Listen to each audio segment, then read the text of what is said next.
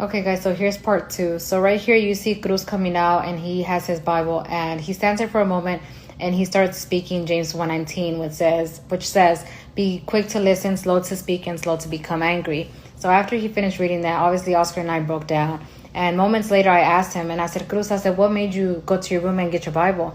And he said, well, I knew God was going to come. And I said, well, what do you mean you knew God was going to come? He said, yeah. He said, because I had already prayed. And I said, well, what did you pray?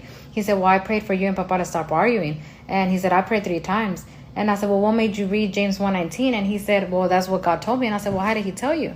And he said, well, he put it in my mind. And I said, really? And he said, yeah. And I was like, wow. So my thing is, like, I'm still amazed of, like, how he knew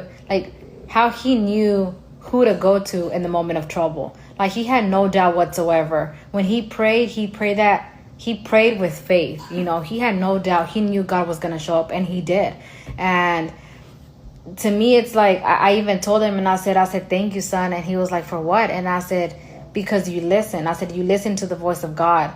And he was like, well, yeah. And I was like, it's amazing. I said, because not even as adults, we listen to the voice of God. Sometimes we just ignore that voice, you know. And I said, but you did. And I said, you listened and you obeyed, and you went to us, you know, and you spoke his truth. You spoke his word. And I said, and for that, I said, I thank you. And I said, I don't ever want you to forget this moment.